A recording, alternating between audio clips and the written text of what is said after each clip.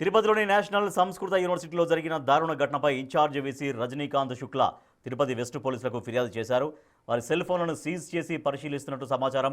ఈ ఘటనపై విద్యార్థి సంఘాలు ఆందోళన వ్యక్తం చేస్తూ దళిత విద్యార్థినికి న్యాయం చేయాలని, నిందితులను వెంటనే అరెస్ట్ చేయాలని డిమాండ్ చేశాయి.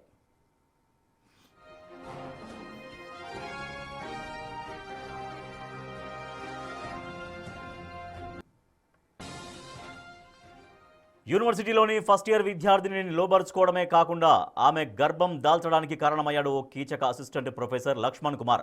విద్యార్థినితో లక్ష్మణ్ కుమార్ ఏకాంతంగా ఉన్న దృశ్యాలను మరో అసిస్టెంట్ ప్రొఫెసర్ రికార్డు చేసి ఆ వీడియోతో బాధిత విద్యార్థిని లోబరుచుకునే ప్రయత్నం చేసినట్లు కూడా ఆరోపణలు ఉన్నాయి.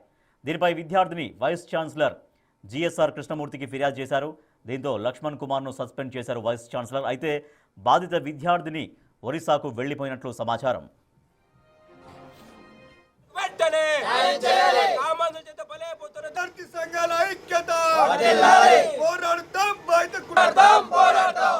దేశవ్యాప్తంగా ప్రసిద్ధి చెందిన సాంస్క్రిట్ విద్యాపీఠంలో ఈరోజు ఒక దళిత విద్యార్థిని అతి కిరాతకంగా ఈరోజు విద్యాబుద్ధులు నేర్పించి పాఠాలు చెప్పి వాళ్ళని మంచి భవిష్యత్తుకి మార్గాలు చూపించినటువంటి ఒక ప్రొఫెసర్లు ఈరోజు ఒక దళిత విద్యార్థిని అతి కిరాతకంగా లైంగికంగా వేధించారు.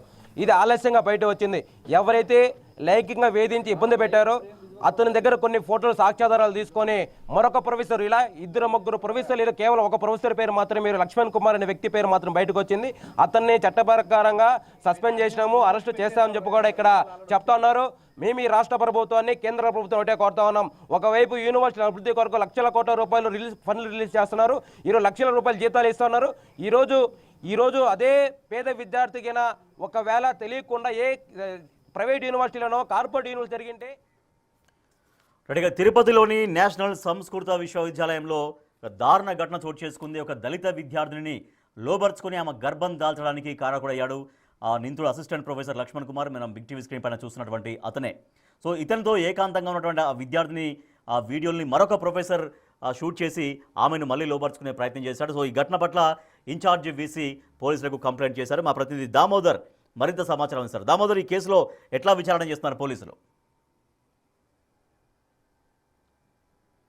రామ్దాస్, విద్యాబుద్ధులు చెప్పి తల్లిదండ్రులాగా ఉండాల్సిన అధ్యాపకులే ఈ విధంగా కీచక ఉపాధ్యాయులుగా మారుతున్న పరిస్థితి తిరుపతిలో వరుసగా కొనసాగుతుంది. గతంలో ఎస్వి యూనివర్సిటీలోని ఏదైతే ప్రతాప్ రెడ్డి అనే ప్రొఫెసర్ ఈ విధంగా ర్యాగింగ్ను ప్రోత్సహిస్తూ అమ్మాయిలను ఇబ్బందికరంగా వ్యవహరించడంతో అతన్ని సస్పెండ్ చేసి అతని మీద కేసు నమోదు చేశారు. తాజాగా జాతీయ సాంస్కృతిక ఏదైతే సాంస్క్రిట్ యూనివర్సిటీలో కూడా ఇదే పరిణామం చోటు చేసుకుంది. ఒరిస్సాకు చెందిన ఓ అమ్మాయి బీఈడి విభాగంలో చదువుతుంది. ఆ అమ్మాయిని లక్ష్మణ్ కుమార్ అనే అసిస్టెంట్ ప్రొఫెసర్ లోబర్చుకుని ఆ అమ్మాయితో గడుపుతుండగా ఏదైతే శేఖర్ రెడ్డి అనే మరో అసిస్టెంట్ ప్రొఫెసర్ ఈ విజువల్స్ను వీడియో రికార్డింగ్ చేసి తనతో కూడా గడపాలంటూ కూడా డిమాండ్ చేయడము. ఈ నేపథ్యంలో ఆ అమ్మాయి యూనివర్సిటీ వీసీకి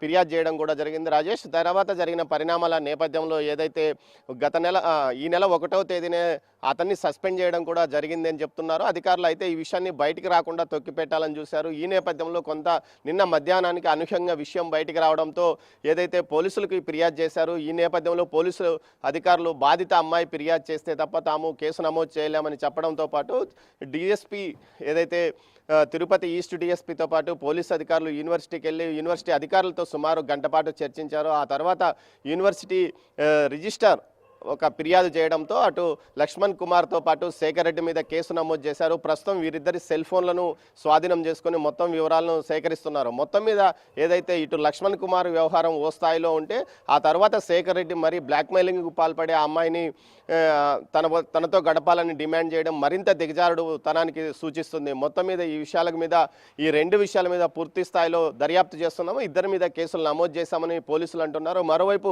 విద్యార్థి సంఘాలు నిన్న అర్ధరాత్రి సమయంలో సాంస్క్రిట్ యూనివర్సిటీ ఆవరణంలో ఆందోళన కొనసాగించాయి. ఆ తర్వాత అక్కడికి వచ్చిన పోలీసులు ఏదైతే కేసు నమోదు చేశామో పూర్తి స్థాయిలో దర్యాప్తు కొనసాగుతుంది, ఖచ్చితంగా కఠినంగా చర్యలు తీసుకుంటామని చెప్పారు.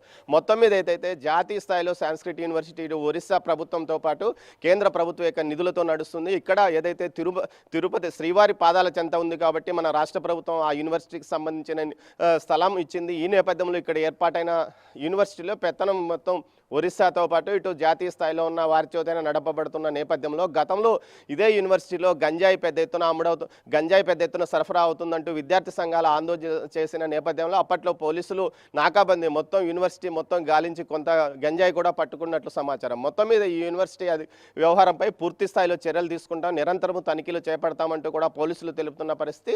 అయితే లక్ష్మణ్ కుమార్ వ్యవహారం ఇప్పటికే సస్పెండ్ అయ్యాడు. అతన్ని ఖచ్చితంగా లక్ష్మణ్ కుమార్తో పాటు అదేవిధంగా శేఖర్ రెడ్డి మీద ఫోక్సో కేసులు నమోదు చేయాలంటూ కూడా విద్యార్థి సంఘాలు డిమాండ్ చేస్తున్నాయి. Rajesh, right, thank you Damodar.